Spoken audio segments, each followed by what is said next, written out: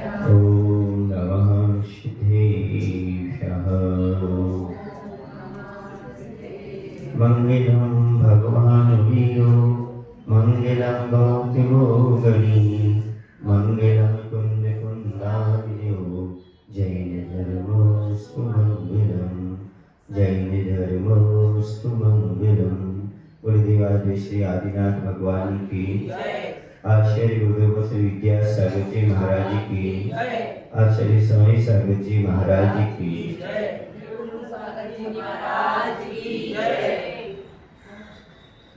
श्रीपाल की उत्पत्ति, कुष्ठ रोग आदि का होना, इसके बाद अब मैना सुंदरी की कहानी चलेगी। मैना सुंदरी की उत्पत्ति, उनकी बहन सुरसुंदरी, उनका विवाह आदि का वर्णन होगा। इसी आर्यखंड के मालव देश अर्थात वर्तमान मालवा में एक ऐश्वर्यपूर्ण नगरी है जो कि उज्जैनी नाम से प्रसिद्ध है। आज जिसे आप उज्जैन के नाम से जानते हैं। उज्जैन नगरी के राजा का नाम पुहुपाल था। पुहुपाल वह परम प्रतापी एवं महापराक्रमी वीर था। युद्ध स्थल में किसी का भी इतना साहस नहीं था कि निर्भयता पूर्वक उसके सामने कुछ देर तक ठहर सके। वह राजा पुहुपाल प्रजा पालन में सदैव दत्तचित्त रहता था। ये पुण्यशाली जीवों का विशेष वैभव होता है कि वो सब उनके बस में हो जाया करते। एकमात्र पुण्य का प्रताप है, जीव कहीं भी रहे सब उसके बस में रहने तैयार हो जाते हैं और कोई भी उससे लड़ाई झगड़ा करने के लिए तैयार नहीं होता। इस सब पुण्य का प्रभाव रहता है। उसके नगर में कुबेर जैसे धनपति निवास करते थे एवं प्रजा वर्ग में अनेक श्रेष्ठ विद्वान भी थे। यानी ना तो धन की कमी थी और ना लक्ष्मी की कमी थी और ना विद्वानों की कमी थी। लक्ष्मी भी थी और सरस्वती भी थी, धन भी था और ज्ञान भी था। सारी चीजें वहां पर व्यवस्थित थी। उस नगर में राजपथ के दोनों ओर गगनचुंबी राजप्रासादों की कतारें बनी हुई थी। उनके ऊपर से ऊपरी भाग में कंगूरे के ऊपर ध्वजा कलश की अपूर्व शोभा दिखाई दे रही थी। उस नगर का क्षेत्रफल लंबाई में 12 कोस और चौड़ाई में 9 कोस था। इस वैभवशाली नगर में कोई भी दुखी एवं दरिद्री नहीं था।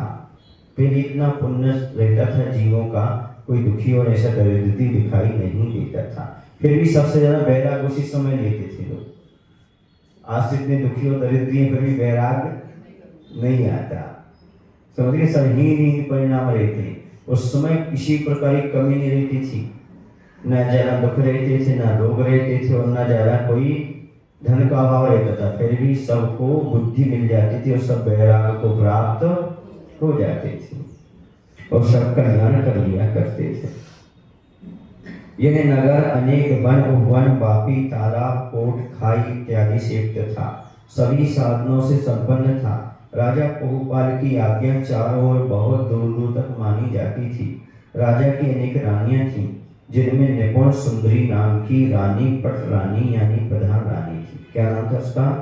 निपुण सुंदरी। पटरानी के गर्भ से सुरसुंदरी और मैना सुंदरी नाम की 2 पुत्रियां जन्मी थी। अभी आप मैना सुंदरी का तो बहुत नाम जानते हैं, सुरसुंदरी का नाम बहुत कम लोग जानते हैं। तो सुरसुंदरी और मैना सुंदरी 2 बहनें थी। उन दोनों में बड़ी कन्या सुरसुंदरी रूपवती तो थी ही, साथ साथ सांसारिक विषय सुखों में आसक्त रहने वाली भी थी। क्या कह रहे हैं यहाँ पर कि जो सुरसुंदरी थी और रूपवती भी थी, लेकिन संसार के कार्यों में उसकी रुचि थी। कुछ लोग ऐसे होते हैं जिनकी रुचि सांसारिक कार्यों में होती है, धार्मिक होते हुए भी, और कुछ लोग ऐसे जो मात्र धार्मिक होते सांसारिक कार्यों में ज्यादा रुचि नहीं रखते। किंतु दूसरी कन्या मैना सुंदरी में जैसा उत्तम रूप था वैसा ही उत्तम गुण भी थे। वह विवेकशील थी और जैन धर्म में श्रद्धा एवं भक्तिपूर्वक लवलीन रहा करती थी। देखो, एक ही माँ से 2 बहनें जन्मी। एक संसार के कार्यों में ज्यादा आसक्त है बड़ी, और छोटी धार्मिक कार्यों में लीन है। समझ आया ना आपको? सब अपने अपने पूर्व का भी कुछ न कुछ संस्कार प्रभाव जीव के पास होते हैं। एक ही माँ से दो जन्म में होने के बाद भी दोनों के विचार अलग अलग होते हैं।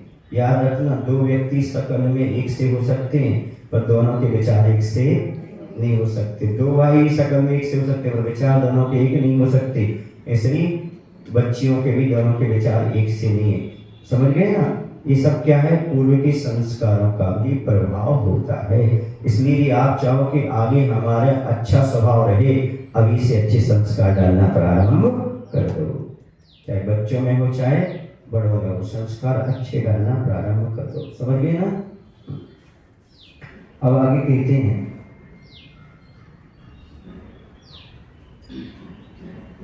उसकी चित्त वृत्ति कोमल थी तथा हृदय दया से परिपूर्ण था। वह सत्य वचन ही बोलती थी, इसलिए सभी को प्रिय लगती थी।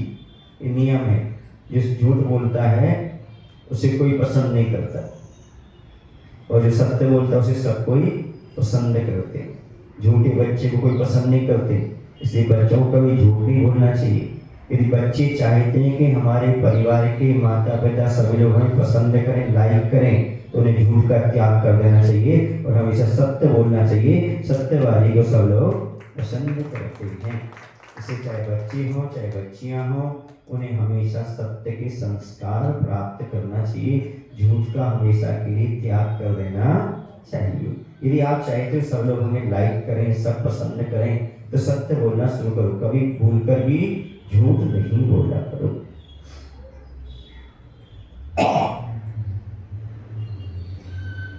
इसलिए सभी की प्रिय थी। एक दिन राजा से परामर्श कर दोनों कन्याओं को विद्या पढ़ाने का निश्चय किया। निदान एक दिन राजा ने पहले सुरसुंदी को बुलवाया तथा पूछा, बेटी तुम किस गुरु से पढ़ना चाहती हो? किसको बुलाया सबसे पहले? सुरसुंदी को। इस प्रश्न के उत्तर में ज्येष्ठता कन्या ने निवेदन किया कि मैं शैव गुरु से पढ़ना चाहती हूँ। शैव संप्रदाय वाले गुरु से पढ़ना चाहती। शीघ्र गुरु को बुलाया गया और उसे पूर्ण रूप में संतुष्ट करने के बाद सुरसुंदरी की शैव गुरु के संरक्षण में पढ़ने के लिए छोड़ दिया गया। इसके बाद उस शैव गुरु ब्राह्मण ने राजा को शुभ आशीर्वाद प्रदान किया तथा कन्या को अपने साथ लेकर घर वापस आ गया। सुरसुंदरी को अपने घर लाकर अनेक प्रकार की कलाएं एवं अन्य चातुर्यपूर्ण विद्याएं उसको बतलाई। उसने बहुत सारी विद्याएं उसको सिखाई। फिर इसी प्रकार जब राजा ने द्वितीय पुत्री से प्रश्न किया एवं उसकी रुचि जाननी चाहिए, तो मैना सुंदरी ने उत्तर दिया, मैं चैत्यालय में जाऊंगी तथा वहीं जिन गुरु के पास रह करके विद्या को पढ़ूंगी। देखो ये है संस्कार। उसने कहा हम तो मात्र जिन गुरु के पास ही जाएंगे। इस संस्कारों का अपना अपना अलग प्रभाव होता है। कहते ना, पूर्व के भी संस्कार होते हैं। जैन कुल में रह कर के भी अन्य जगह पहुंच जाएं और अन्य कुल में पैदा होकर के भी जैन कुल में आए हैं। इस संस्कार की बात होती है। फिर इसी प्रकार से उन दोनों की बातें हुई। उसके उत्तर को सुनकर के माता पिता प्रसन्न हुई। माता पिता को बड़ी खुशी हुई कि हमारी बच्ची जो है जिन धर्म पर श्रद्धा रखती है। ध्यान रखो, माता पिता सच्चे वही हैं जो बेटे की अन्य बातों पर खुश हो या ना हो, लेकिन यदि हमारे बेटे और बेटियां धार्मिक हैं तो माता पिता खुश अवश्य होते। वही सच्चे माता पिता हैं। कल से हमारी बेटी की भावना भक्ति करने की, पूजन करने की, पाठशाला जाने की, धर्म ध्यान करने की है। मैं तो ये कहता हूँ, यदि अपने माता पिता को खुश रखना चाहते हैं तो बच्चों को पाठशाला आना चाहिए और धर्म की बातें सीखना चाहिए, ताकि उनके माता पिता हमेशा संतुष्ट रह सकें और खुश रह सकें। समझ गए? क्योंकि संस्कारवान माता तो यही चाहेगा कि, पिता भी यही चाहेगा कि हमारे बच्चे कैसे हों, संस्कारवान बने। बाद में अष्ट प्रकार के मांगलिक द्रव्यों तथा कन्या को साथ लेकर दोनों पति पत्नी चैत्यालय में गए। वहां जाकर पहले तो अष्ट द्रव्य से प्रभु की पूजन की। समझ गए? फिर गुरु को नमस्कार किया। धर्म वृद्धि का आशीर्वाद पाकर राजा रानी ने कृतांजलि होकर विनय की, यानी हाथ जोड़ करके विनय की। खड़े होकर ऐसे नहीं, महाराज जी ऐसे नहीं, हाथ जोड़ करके दोनों विनय के साथ, है ना। उनको क्योंकि उनको महाराज दिख रहे थे ना, कुछ लोगों को महाराज नहीं दिखते थे, सीधे खड़े हो जाते हैं। उनको क्या दिख रहे थे? महाराज। तो हाथ जोड़ते हुए विनय के साथ, हे प्रभु, इस बालिका की स्वाभाविक इच्छा है कि आप इसे विद्यादान दें। आशा है आप इसकी इच्छा को पूर्ण करेंगी। दया करके इसको विद्यादान दीजिए।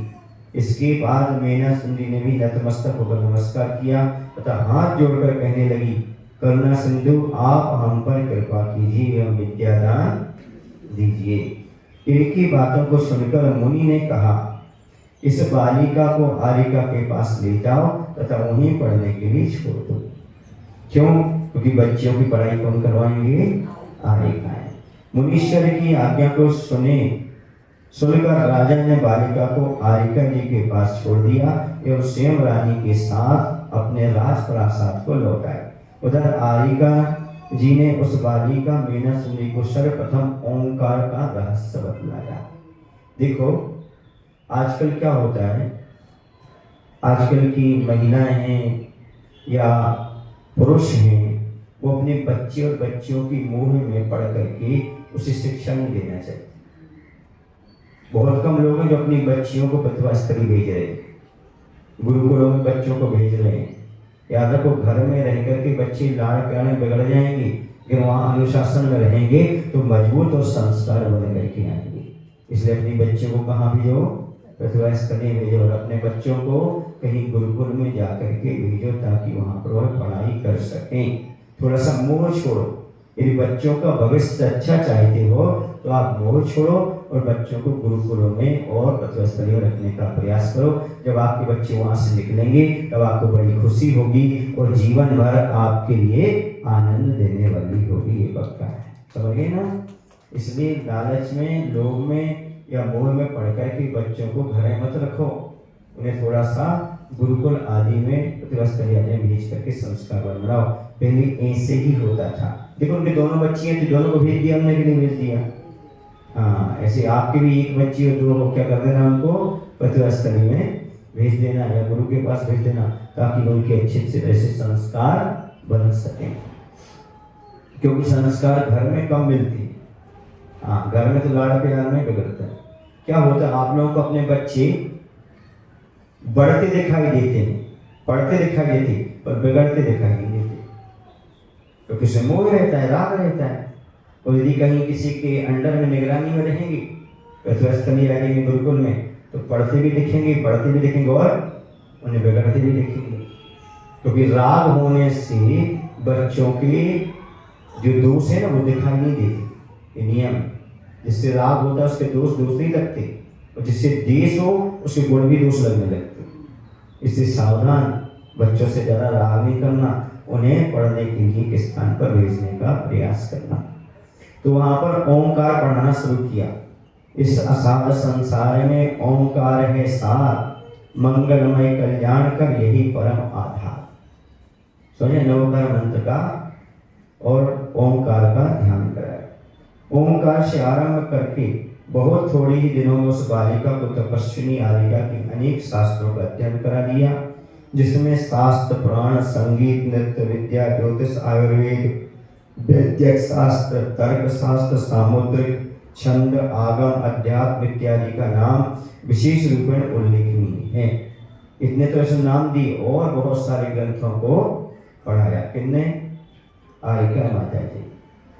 इसके अतिरिक्त कई प्रकार की प्रमुख भाषाओं का उसे पर्याप्त ज्ञान कराया, कई प्रकार की भाषाओं का ज्ञान भी करा दिया। जब कुमारी मीना सुंदरी संपूर्ण कलाओं से पूर्ण रूप में निपुण हो गई तब मुनीश्वर के पास जाकर शुद्ध ध्यान, 16 कारण, 10 लक्षण धर्म तथा रत्नत्रय आदि व्रत एवं धर्म का वास्तविक स्वरूप तथा रहस्यों को उसने समझा। समझ गए? ये और विशेष चीजों को उसने समझा। इस प्रकार पूर्णांग विद्या अध्ययन करके श्री जिनेन्द्र प्रभु की श्रद्धा भक्ति पूर्वक उसने पूजा की एवं बाद में गुरु की आज्ञा लेकर अपने घर को लौटाए। वह अपने माता पिता एवं अन्य श्रेष्ठ जनों का उचित आदर एवं सम्मान करती है, क्योंकि जो कहाँ से निकलेंगे, गुरुकुल आदि से, प्रतिभा स्तरीय आदि से अच्छे आरिकाओं का स्रोत कैसे होंगे? विनयवान तो होंगे, दूसरे सम्मान तो करेंगे। वह शील रक्षा में तत्पर रह करके उच्च वंशीय कुलीन कन्या के अनुरूप अपना जीवन सुखपूर्वक व्यतीत कर लेंगे। उच्च कुलीन कन्या के उसके सारे गुण थे, सारा स्वाध्याय था, सारी कलाएं थी, अच्छे से घर में रहने लगी। उधर मैना सुंदरी की बड़ी बहन सुरसुंदरी, कौन सुरसुंदरी कहाँ गई थी? अन्य जगह गई थी, वहां पर पढ़ के आई थी। जो सेव गुरु के पास पढ़ने के लिए गई हुई थी, उसने भी वेद, पुराण, ज्योतिष, वैदिक, छंद, काव्य, संगीत इत्यादि अनेक विद्याओं को पढ़ लिया। सुरसुंदरी को समस्त विद्याएं पारंगत श्रेष्ठ विदुषी जान करके सेव गुरु ब्राह्मण उसको वापस राजा के पास ले आया एवं आशीर्वाद देकर कन्या को सौंप दिया। लो, आपकी बच्ची बड़ी हो गई, अब आप अपने पास रखिएगा। उसको सारी विद्या आदि दी। राजा ने भी इस ब्राह्मण सेव गुरु को उचित पारितोषिक देकर संतुष्ट किया एवं आदर पूर्वक विदा कर दिया। एक दिन राजा अपने मंत्रियों के साथ बैठा हुआ राज कार्य के विषय में विचार विमर्श कर रहा था। तब किसी कार्यवश बड़ी पुत्री सुंदरी वहां आई। उसकी पूर्ण यौवन अवस्था को देखकर राजा ने कन्या से विवाह के विषय में जिज्ञासा की तथा उसकी मनोभिलषित वर के संबंध में पूछा। अब देखो, ऐसा होता है क्या, माता पिता को बड़े होने पर बच्चों की एक ही चिंता रहती है, किसकी? सारी ठिकाने लगा दो। क्या कर दो? बच्चियों को ठिकाने लगा दो, क्योंकि बच्चियों को घर में रख नहीं सकती। बच्ची कैसी होती है? पराई होती है। बेटी कैसी होती है? पराई ही होती है, उसे भेजना ही पड़ता है। कन्या के विवाह के विषय में जिज्ञासा की तथा उसे भी कहा। कन्या ने आंखों को नीचा करके उत्तर दिया। पहले की बच्चियां शर्मा जाती थी, आज बच्चे शर्मा सकते हैं, माता पिता शर्मा सकते, पर बच्चियां शादी की बात करते हुए ना, क्यों संस्कार नहीं है? क्या नहीं है? हाँ, कोई ज्यादा विशेष संस्कार नहीं होने से कभी कभी तो माता पिता को मालूम नहीं पड़ता कब शादी हो गई। हाँ, बाद में मालूम पड़ता, हम तो कराए, कहाँ? वकील को बनाया था, बस हो गया, कोर्ट में हो गई। तो इस प्रकार से उसने कहा, पिताजी, विद्या, वैभव, रूप एवं यौवन आदि उत्तम ऐश्वर्य पुण्य योग से प्राप्त होते हैं। ये सब जो कुछ प्राप्त हुआ किससे मिला? हमें पुण्य से प्राप्त हुआ। इन सबको आपके आशीर्वाद से मैंने प्राप्त कर लिया है। देखो, माता पिता के इतना उपकार मानते थे पहले कि आपके आशीर्वाद से मैंने सब कुछ प्राप्त किया है। आज के माता पिता ने किया ही क्या है? पैदा करना तो सब माता पिता का काम है। कौन सा धर्म कर्तव्य कर दिया, कौन सा धर्म कर दिया? ऐसे प्रश्न पैदा करते हैं आज के बच्चे।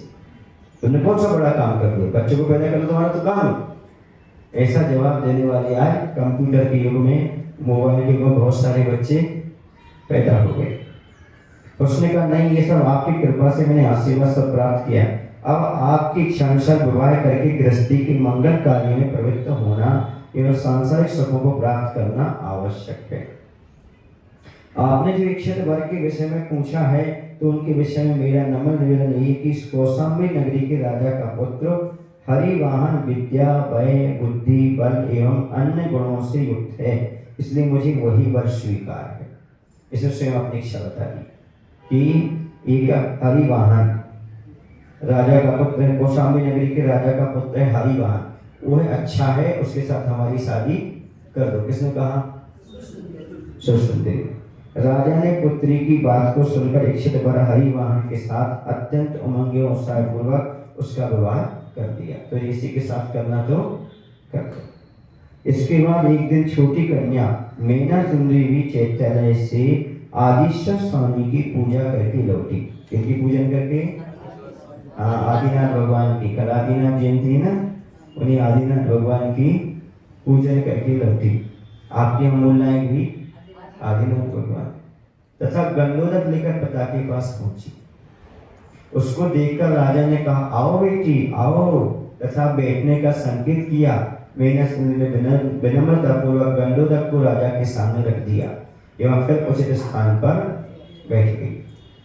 गंडोदक को देखकर राजा ने पूछा, बेटी ये क्या है? कन्या ने उत्तर दिया, पिताजी एक गंडोदक है, यह जिन भगवान की अभिषेक का जल है। यदि इस गंधोदक को शरीर पर लगाया जाए तो अनेक महाव्याधियां दूर हो जाती हैं। देखो ना, बचपन से ही उस बच्ची के कभी विश्वास से काम होता है, अकेला पाठ रचाने से नहीं होता। बचपन के इस प्रकार के दृढ़ श्रद्धा विश्वास होना चाहिए। कुष्ठ, दद्द्र, कंडू, खुजली इत्यादि सभी नष्ट हो जाते हैं। कैसा भी सड़ा गला या दुर्गंधित शरीर क्यों ना हो, इस गंधोदक के लगाने से स्वर्ण के सदृश चमकीला, सुगंध युक्त एवं निर्मल हो जाता है। ये बच्चों के बचपन से संस्कार होना चाहिए। और जब मम्मी पापा ही सुबह से गंधोदक लगाने मंदिर नहीं आएंगे तो बच्चे में क्या संस्कार आएंगे? बोलो जरा। बहुत कम लोग हैं जो अपने महल को छोड़ करके, फ्लैट को छोड़ करके नीचे उतर करके अभिषेक और शांतिधारा देख पाते हैं। मैं तो कहता महिलाओं को तो और अच्छे से आकर के देखना चाहिए और भावना होना चाहिए, अगली बार में मनुष्य बन करके भगवान का अभिषेक और शांतिधारा कर सकते। आज महिलाएं अपने फ्लैट से नहीं उतर पाती, बड़ी दुख की बात है। उन्हें ये दुख ही नहीं है कि मैं स्त्री पर्याय में हूँ, मैं कब भगवान का अभिषेक पूजन अगले पर्याय में कर पाऊंगी। इसलिए उनके लिए क्या करना चाहिए? उतर करके आकर के अच्छे से भगवान का अभिषेक देखना चाहिए, शांतिधारा देखना चाहिए, सब काम छोड़ करके। कैसा भी सड़ा गला हो शरीर, पहले क्यों ना हो, इस गंधोदक के लगाने से स्वर्ण के सदृश चमकीला, सुगंधित निर्मल हो जाता है। देखो, इस श्रद्धा आप लोगों को नहीं है, तभी तो आपके लोग सब ठीक नहीं होते। क्यों? यदि आपको श्रद्धा हो तो आप रोज आते मंदिर और शांतिधारा देखते और गंधोदक लगाते। कब लगाते हो आप? जब रोग हो जाते। कब लगाते हो? बस ये तो श्रद्धा का भाव। अगर श्रद्धा होता तो आप प्रतिदिन लगाते, और मैं तो कहता प्रतिदिन लगाते तो रोग होते ही नहीं। हो भी जाते तो बाद में श्रद्धा से समाप्त हो जाते। समझ गए? क्योंकि श्रद्धा नहीं है। महाराज जी ने कहा है गंधोदक लगाया तो लगा तो रहे हैं, पर ठीक तो हो नहीं रहा। ये श्रद्धा नहीं है, ये मजबूरी है। क्या है? मजबूरी और श्रद्धा में बहुत अंतर होता है। याद रखना, गंधोदक पहले भी वही था, आज भी वही है। जिनके रोग ठीक हो रहे तो समझो सच्चा श्रद्धा है, इसके नहीं हो रहे अभी श्रद्धा में कमी है, ये निदत्ति निकचत कर्म का उदय चल रहा है। वरना गंधोदक में तो वही शक्ति पहले थी और आज भी वही शक्ति विद्यमान है। गंधोदक की शक्ति कभी कम होने वाली नहीं होती। या तो हमारी श्रद्धा में कमी है या फिर निदत्ति निकचत कर्म का उदय है, उसे हमें भोगना ही पड़ेगा। ऐसा मान के चलो, गंधोदक पर अश्रद्धा मत करो, बल्कि हमेशा गंधोदक लगाने का प्रयास करो। समझ गए? गंधोदक के चमत्कार अपने आप में अलग ही होते। इसलिए इसको स्वर, नर एवं विद्याधर आदि सभी भक्ति पूर्वक अपने अपने मस्तक पर चढ़ाते हैं। वो लोग भी नंदी से दीप जाते हैं, वहाँ भगवान का अभिषेक करते हैं। स्वयं अपने भवनों में, विमानों में क्या करते? अभिषेक करते हैं भगवान पर, गंधोदक लेते हैं। तथा इसके मिलने पर कृतकृत होकर अपने को सौभाग्यशाली समझते हैं। देवतागण क्या मानते अपने आप को? सौभाग्यशाली। अब वो हमारे लिए क्या प्राप्त हो गया? गंधोदक प्राप्त हो गया। श्री तीर्थंकर देव के जन्मोपरांत इंद्र इत्यादि देववृंद प्रभु को सुमेरु पर्वत पर ले जाते हैं तथा वहां 1008 स्वर्ण कलशों से प्रभु का अभिषेक करते हैं। हमें लगता है राजा जरा धार्मिक नहीं था तब तो उसकी बेटी इतनी समझा रही, वरना अपनी बेटी को शिवगुरु के पास क्यों भेजता? कुछ ना कुछ तो है ऐसा। उस अभिषेक का जल इतना अधिक होता है कि नदी बह जाती है, किंतु परम भक्ति और श्रद्धापूर्वक नर विद्याधर प्रभृति माने आदि अपने मस्तक पर उस नदी के जल को लगाते हैं तथा इतना अधिक लगाते हैं कि नदी का जल एकदम सूख जाता है। इतना गंधोदक सब लगाते हैं। असंख्य देवी देवता है, विद्याधर हैं। इसकी इतनी अधिक महत्ता है कि इस गंधोदक को पाने के लिए लोग बहुत अधिक लालच रहते हैं। सारांश है कि इस गंधोदक से सकल मनोकामनाएं पूर्ण हो जाती हैं। अकेले शरीर के रोग ठीक नहीं होते, ये भगवान के चरणों की रज है, सारी मनोकामनाएं भी पूर्ण होती हैं। इसलिए आपको भी गंधोदक का सम्मान करना चाहिए। किसको कह रही है? पिता को। कौन? देखिए संस्कारों का प्रभाव। बेटी अपने पिताजी को बता रही है, आप इसे अपने मस्तक पर लगाइए। मीना सुंदरी की बात को सुनकर राजा प्रभावित हुए तथा उन्होंने प्रसन्नतापूर्वक गंधोदक को मस्तक पर लगाया। अपनी पुत्री मीना सुंदरी को भक्ति से युक्त देखकर राजा का मन प्रसन्न हुआ तथा स्नेह वत्सलतावश उसके मस्तक को सूंघा। बाद में उसकी परीक्षा लेने के अभिप्राय से राजा ने कहा, बेटी पुण्य क्या है एवं पुण्य किस प्रकार का होता है? मैंने सुंदरी कहा, पिताजी अरहंत देव दया प्रदान धर्म एवं निर्गंत गुरु की सेवा से ही पुण्य का बंध होता है। पुण्य कैसे मिलता है? सच्चे देव शास्त्र गुरु और धर्म की सेवा से ही पुण्य मिलता है। चाहते हैं आप लोग आप कहते हैं सेवा से मेवा मिले। कौन सा मेवा? पुण्य का मेवा। हाँ, तो गुरु की सेवा करो, प्रभु की सेवा करो, धर्म की सेवा करो, समझ गए? इन सब से क्या मिलता है? पुण्य मिलता है, पुण्यवान होता है। इनकी सम्यक सेवा से ही क्रमशः मोक्ष वर्गी को प्राप्त किया जा सकता है। अपनी पुत्री मीना सुंदरी के द्वारा प्रश्न का उचित उत्तर पाकर राजा अत्यंत प्रसन्न हुआ। और होना ही चाहिए, यदि हमारे बच्चे धार्मिक होते हैं और धर्म में उनकी रुचि है और शास्त्रों का उनको ज्ञान है, तो माता पिता को अपने आप खुश हो जाना चाहिए कि देखो दुनिया के बच्चे जो हैं यहाँ उनका ज्ञान प्राप्त करते हैं। धन्य है हमारा जीवन जो हमने ऐसे पुत्र को जन्म दिया जिसके पास धार्मिक ज्ञान विद्यमान है। खुशी नहीं हुई तुम लोगों को? तो कैसे बच्चे में संस्कार डालोगे तुम? बोलो ना, ऐसी खुशी होना चाहिए कि भाई ये बच्चे हमारे कैसे हैं? धार्मिक हैं।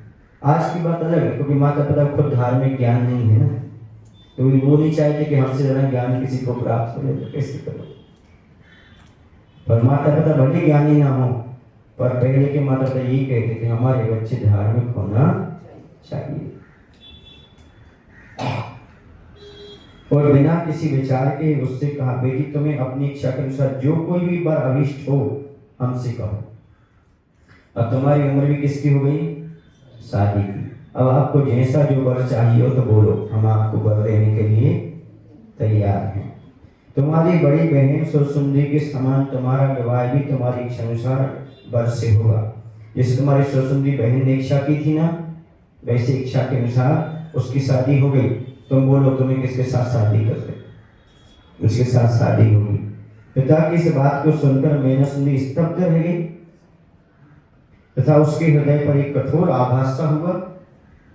वह एकदम चुप रही, उसके मुख से कोई भी बात नहीं निकल पाई, क्योंकि जो कुलवंती नारियां होती हैं वर को स्वयं नहीं चुनती। वह मन में विचारती रही कि पिताजी ने ऐसी बात क्यों कही? क्या कुलीन कन्या स्वेच्छापूर्वक वर को पसंद करती फिरती हैं? सुन लो कितनी बड़ी बात है। जो अपने मन से पति चुन लेती हैं, लड़के को चुन लेती हैं और शादी करती हैं, कुलीन नहीं मानी जाती। कुलीन नारियां तो वो हैं जो माता पिता की आज्ञा से शादी करती हैं और जहां माता पिता चुन के बता दें उसी के साथ शादी करती है, स्वयं चुनाव नहीं करती। ये होती कुलीन माने कुलवान नारियों का, बच्चियों का ये लक्षण होता है। सुशीला कन्याओं के लिए ऐसा करना या इस संबंध में अपने अभिभावकों से कुछ कहना लज्जाजनक बात है, शर्म की बात है। शादी विवाह के बारे में चर्चा भी नहीं करना, वो तो माता पिता जिसके साथ करेंगे उनके साथ होगी। जिसने कि जिनेन्द्र देव का वास्तविक रूप नहीं पहचाना है तथा निर्गंत गुरु एवं दयामय धर्म को नहीं जाना है, उनकी अवस्था ऐसी होती है। समझ गए? कि अपने पसंद से शादी करते हैं। 10 लक्षण एवं रत्नत्र धर्म को बिना अच्छी तरह जाने उचित अनुचित का विवेचन शक्ति नहीं हो पाती। इस प्रकार वह अपने मन में विचारते हुए निर्निमेष नेत्रों से पृथ्वी की ओर देखती रही। अपलक किसको देखती रही? पृथ्वी को। उसने कोई जवाब नहीं दिया पिता को। फिर भी राजा उसके आंतरिक भाव को नहीं समझ सका। ये यहाँ पर कमी हो जाती, उनके पिताजी नहीं समझ पाए तथा पुनः बोला, पुत्री तुमने लजाने की कौन, इसमें लजाने की क्या बात है? जो तुमने अपने मन में निश्चय किया हो उसे निसंकोच भाव से कह दो। इस प्रश्न के पुनः उपस्थित होने पर राजा के प्रति उसके हृदय में एक प्रकार की वितृष्णा सी उत्पन्न हुई। वह विचारती ही गई कि आज पिताजी की बुद्धि को क्या हो गया। वास्तव में आजकल पिताजी ऐसे ही करते हैं, वो सोच रहे हमें मेहनत ना करना पड़े, तो जिसके साथ निपटना सो निपट जाओ, हम दूर तुम दूर, खर्चा भी बचा, तुम जानो तुम्हारी जिंदगी जाने। समझ गए ना? आजकल माता पिता ऐसा सोच रहे हैं। लज्जाहीन होकर ऐसा अवांछनीय प्रश्न को क्यों करते जा रहे हैं? अगर हमारे गुरु का धर्म और उपदेश पिताजी ने सुना होता तो इस प्रकार के प्रश्नों को कदापि नहीं कर सकते थे। इनके वचन तो मुझे बहुत कटु मालूम पड़ रहे हैं। उसने जब देखा कि अब बिना कुछ उत्तर दिए काम नहीं चलने का, तब विवश होकर के कहना आरंभ किया, पिताजी आपको क्या सचमुच है मालूम नहीं कि कुलीन एवं शीलवती कन्याएं अपने मुख से किसी अभीष्ट वर की याचना कदापि नहीं करती। उनके अभिभावक माता पिता बंधु बांधव स्वजन एवं श्रेष्ठजन जिस वर को योग्य जानकर उसके साथ विवाह कर दें, वही उसके लिए सर्वश्रेष्ठ वर होता है। चाहे वह अंधा हो, लूला हो, लंगड़ा हो, काना हो, बहरा हो, कोढ़ी हो, रोगी हो, वृद्ध हो, यदि कुलीन कन्याओं को देवता है और कामदेव के समान सुंदर होता है, वही कुलीन कन्याओं के लिए देवता हो जाता है और वही कामदेव के समान सुंदर हो जाता है, क्योंकि माता पिता ने दिया है। समझिए ना? मूर्ख या पंडित, राजा या रंक, कुरूप या सुंदर, निर्दय या कृपालु, बलवान या दुर्बल, बुद्धिमान या बुद्धिहीन, जैसा भी हो, गुरुजनों के द्वारा चुना हुआ वर पति ही कन्याओं के लिए उत्तम और उपादेय होता है। माता पिता से बढ़कर भलाई बुराई का ध्यान अन्य किसको हो सकता है? बच्चों की भलाई बुराई के बारे में कौन सोच सकता है? माता पिता। उनसे बड़ा और कौन अच्छा हो सकता है? वे ही जैसा चाहते वैसा करते हैं। इस संबंध में श्री गुरुमुख से भी मैंने शास्त्रों में भी एक प्रसिद्ध कथा सुनी है, और यहाँ पर कथा सुनाई कौन? मैंने सुनी। कि मैंने कौन सी कथा सुनी है और उस कथा का क्या फल है, ये आगे बताया जाएगा। ठीक है, इतना ही पर्याप्त है। गुरु महावीर भगवान की, आचार्य गणेश विद्यासागर जी महाराज जी की